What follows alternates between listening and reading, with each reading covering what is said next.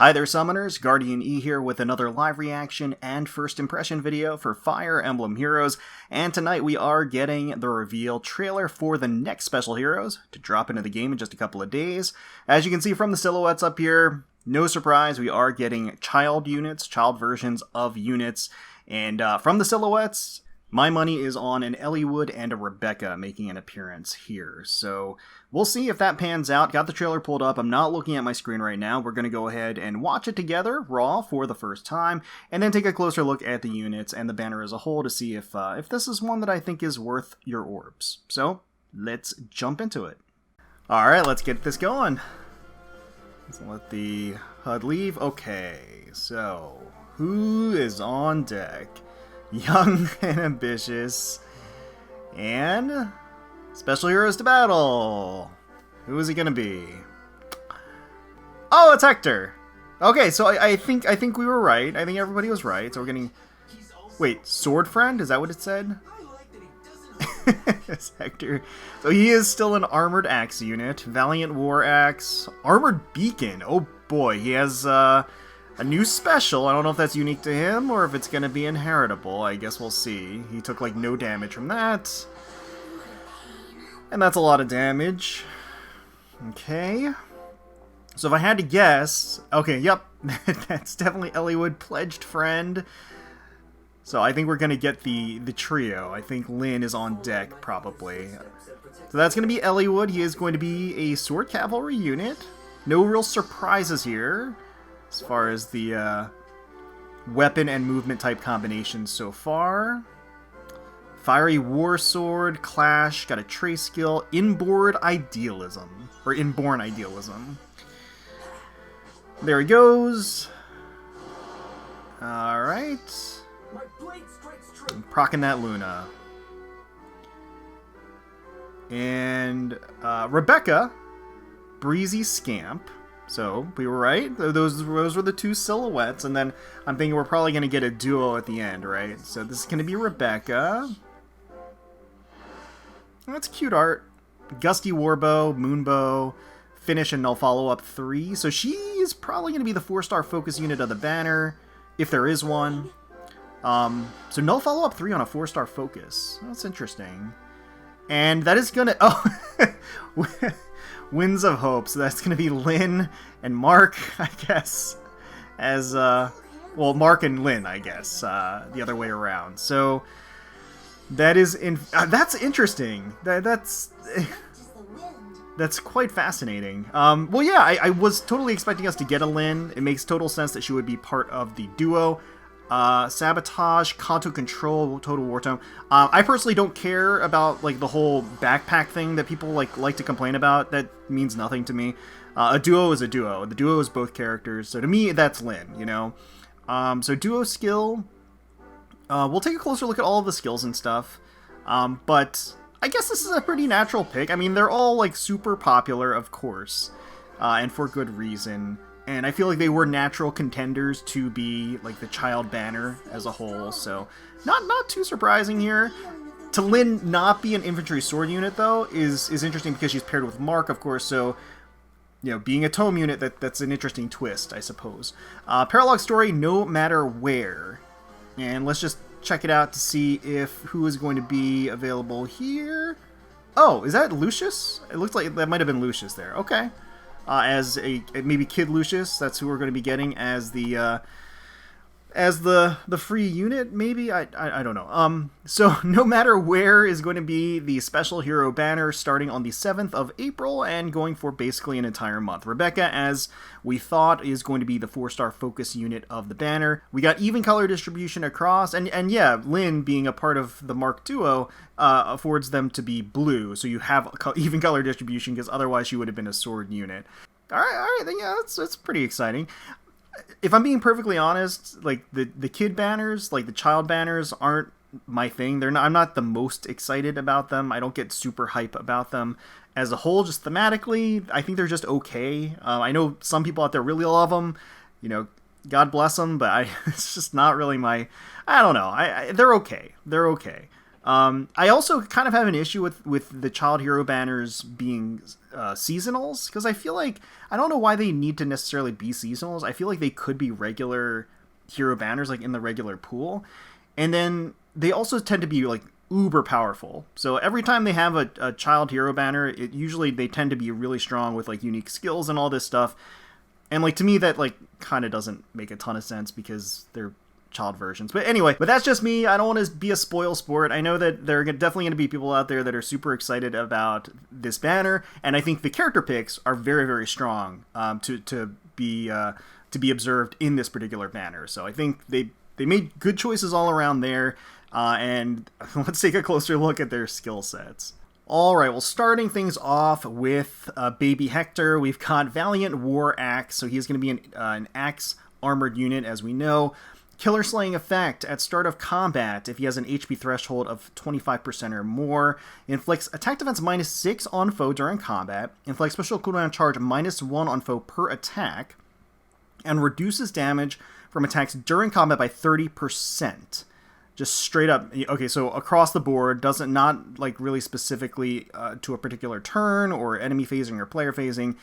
And also, if unit is within 3 spaces of an ally, inflicts penalty on foes attack during combat equal to 12 minus foe's max special cooldown count value times 2. Min 4. If foe does not have a special skill, penalty equals 4.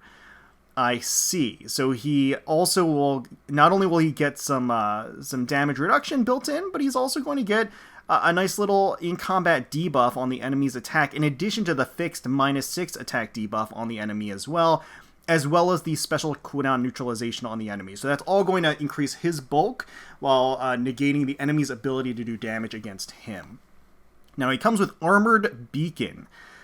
As a special 3-turn cooldown, boosts special damage by 40% of unit's defense. If foe's range equals 2 and unit or foe's special is ready or triggered before or during this combat, reduces damage from foe's next attack by 40% once per combat, excludes AoE specials.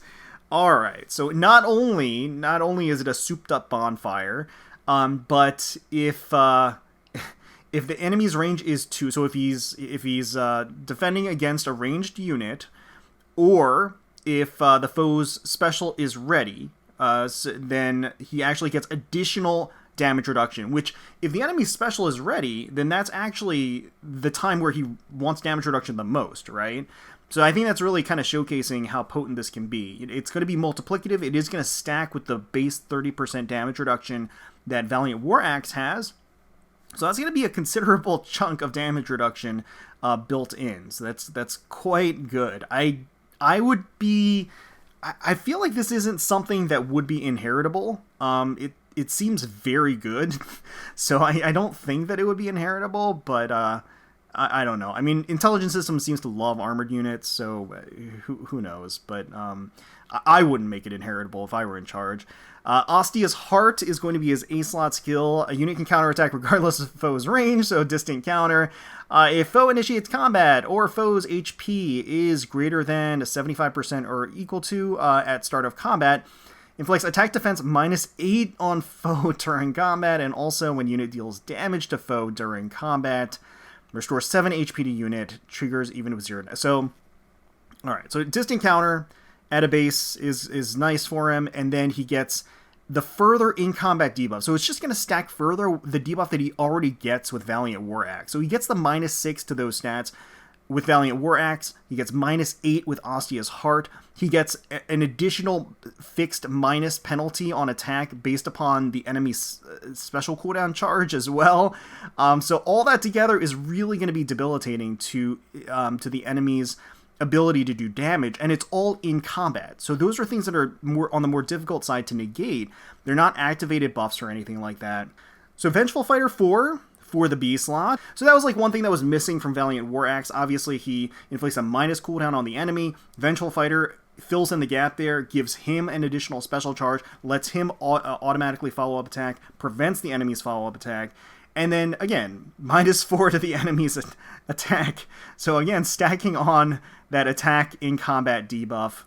Defense res, save, far save 3. We all know about the save skills, and obviously he's going to be a great user of the save skills, as they are. They're not going away anytime soon. So, yeah, he's going to work excellently as a tank. He's going to effectively, by a fixed nature, be able to debilitate the enemy's attack stat.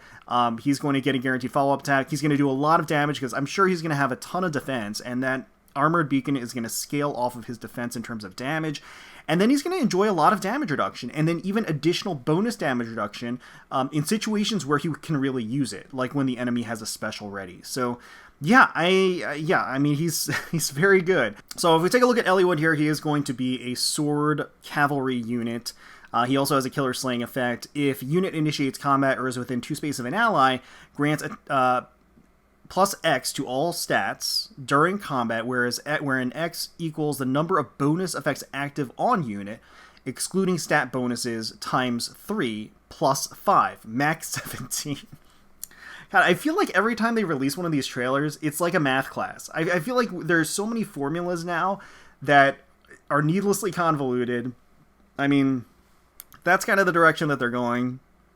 It feels like they don't need to go to those lengths, personally, to make the unit interesting, but yeah. So anyway, neutralizes effects that guarantee foes follow-up attacks. Okay, that's nice. And effects that prevent units follow-up attacks. Also very nice. Reduces damage from foes' first attack by 40% during combat. So he's going to get a nice chunk of damage reduction built in. He's going to be able to naturally double. So he's probably going to be a pretty speedy unit, which would make sense given his archetype. And he's going to get bonuses to his stat line that stacks with the number of bonus effects on him, which is in line with the niche that we've seen Eliwood play within the game up to now, right? So I think that makes a lot of sense, and he's going to be able to get up to 17 in-combat buffs to all of his stats based on the number of activated buffs on him. So not bad. That's not bad.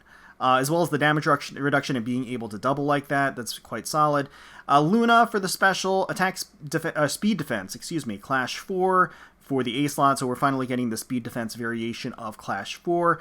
That's going to work very well with him. He wants to get that additional speed to naturally double. The defense is going to enhance his own ability to tank a hit, because it's not as though he has a desperation effect or a brave effect or anything, so he is going to naturally double. He wants that defense for sustain.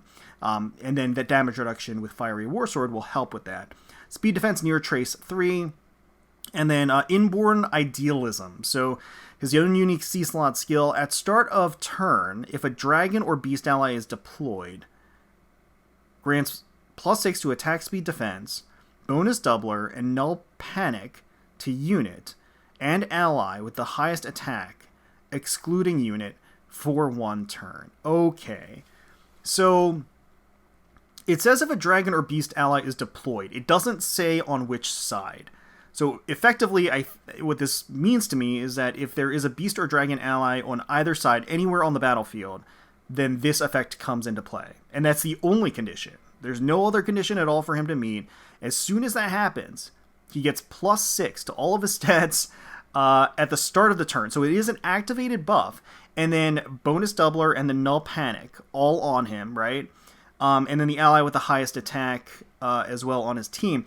Now, that's going to obviously synergize with Fiery Warsword, because he's going to really appreciate getting those bonus effects, because bonus doubler and null panic are going to be able to activate the stat boosts, as they're going to be a modifier or an integer into the equation to calculate his overall stat boost. So that's at a base level. As long as he has an ally or an enemy that is a dragon or a beast, he's going to have 2 of the activated bonus effects. So that means what? So he's going to have 6 plus 5, so that's 11, right?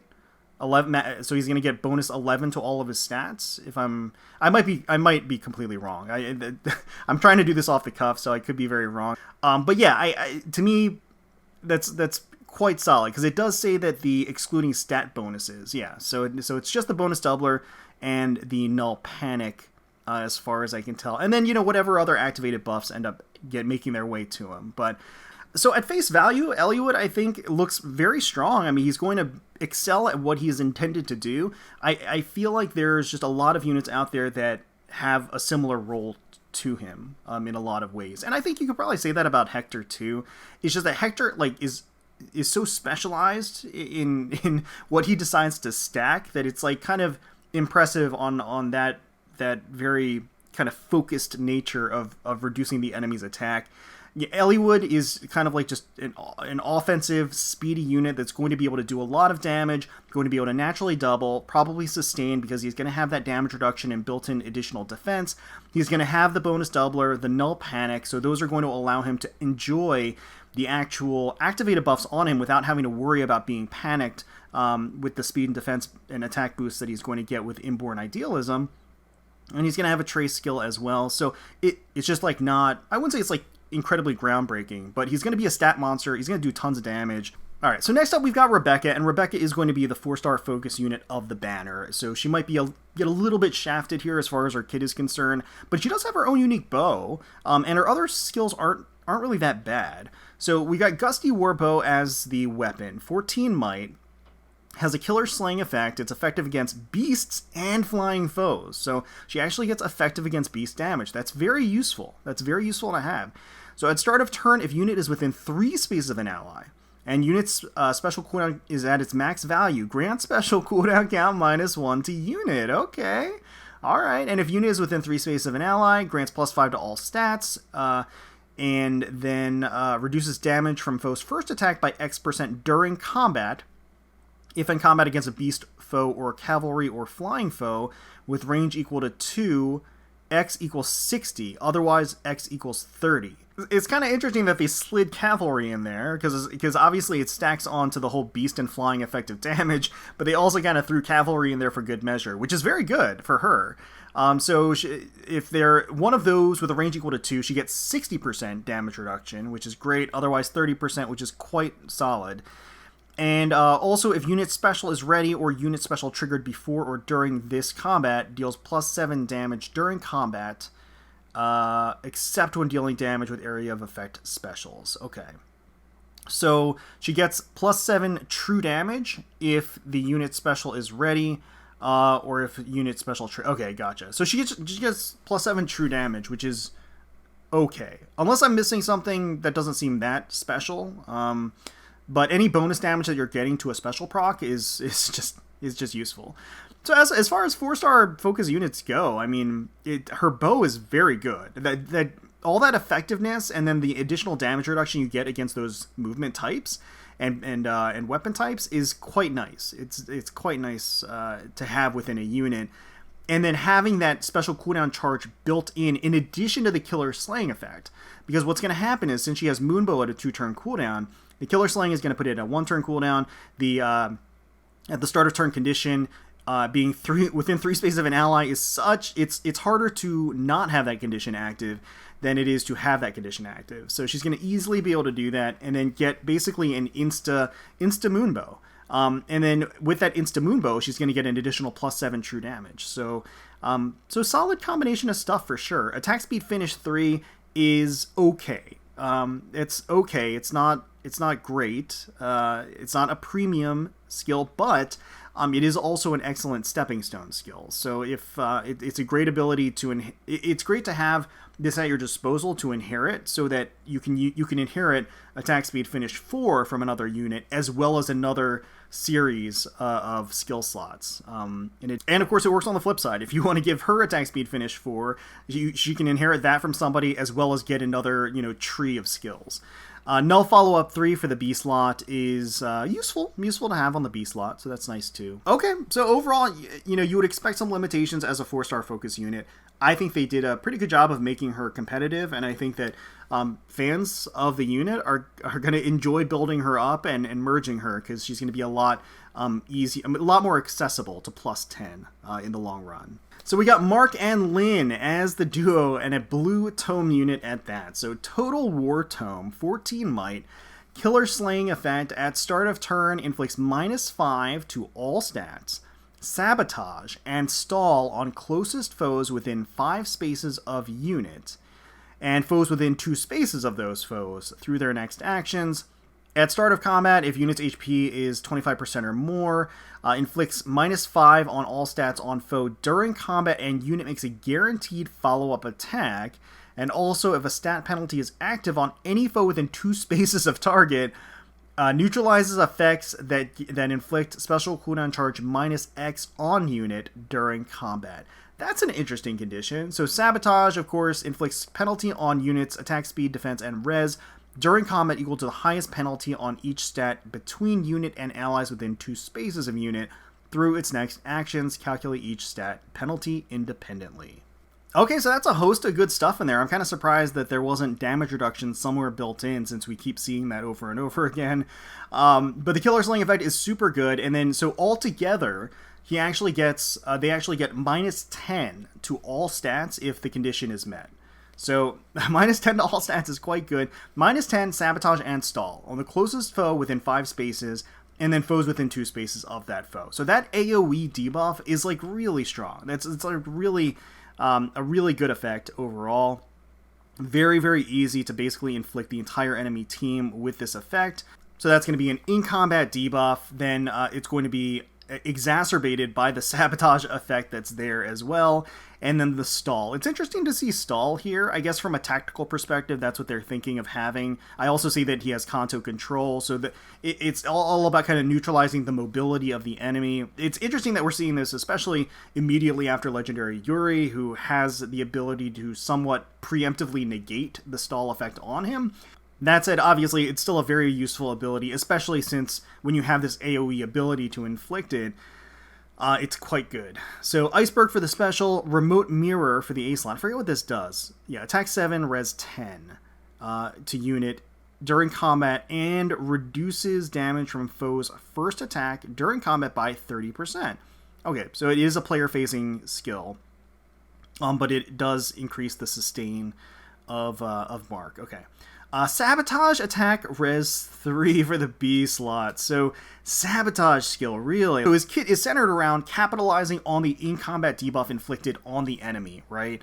It's kind of interesting to think about from the perspective of being a tactician, to inflict and capitalize on debuffs on the enemy, and then you've got Robin who like capitalizes on debuffs on himself, and like that kind of interplay between each other is just kind of interesting to think about. But I do think that fits him. It's just that it's going to be probably a flex slot for this unit. Okay, I mean, I would say that their kit is cohesive, and it does a lot of things. So there's a lot of utility built into this unit, capitalizing on the debuffs on the enemy that he actually self-inflicts, and then having the Sabotage at the ready, amplifying that with the Sabotage B slot, inflicting the Stall, having the in-combat debuff as well, the guaranteed follow-up attack, having the AoE ability to inflict that skill or that debuff on the enemy, the Kanto control, obviously intended to capitalize on that too. So he's got a lot of good stuff overall. Pretty cool attack animation. It's kind of like, it actually, isn't it? It looks like kind of a mirror of another tome skill that we've seen, but purple instead. It kind of looks like one of the wind tomes. But so the duo skill, it's very, very short. It inflicts isolation, guard, and special cooldown count +2 on foes within 3 rows and 3 columns centered on unit. Okay, alright, so again, I think working in tandem with this tactician role, inflicting all of these different specialized status debuffs on the enemy. Isolation, basically neutralizing the enemy's ability to use stat skills on themselves or have them done to them. And guard, of course, negating the enemy's ability to gain special charge. A special cooldown count +2 on foes, so if they already have their specials ready, that's going to set them up at a 2-turn cooldown, and so then they're not going to be able to get their special on that particular turn. Again, there are ways to get around it technically, but the +2 makes it much, much harder to circumvent that. So overall, Mark and Lyn feel like a Swiss Army knife of different debilitating debuffs on the enemy. And if it's like almost like you need a particular debuff, okay, well, let me pull that out of my pocket because I can pull it out here or do it here. They feel like one of those units that can just be really valuable to have in your back pocket given the particular scenario. And then I think up front, they're just going to be also very powerful in general. They're going to be able to do a lot of damage and capitalize and amplify based upon the damage and the debuffs that they have on the enemy. So, I mean, overall, I think there's a lot going for Mark and Lyn.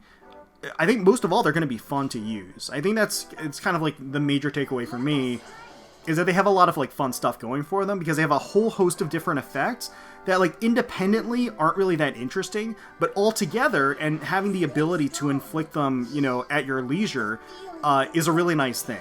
So that being said, I do think, and look, he hits hard too. I'm not denying that. I'm just saying the more interesting element is all of the effects that he has. So Paralog Story, no matter where, of course, and like I said, I guess that's going to be Lucius over there on the right, so we'll have to see.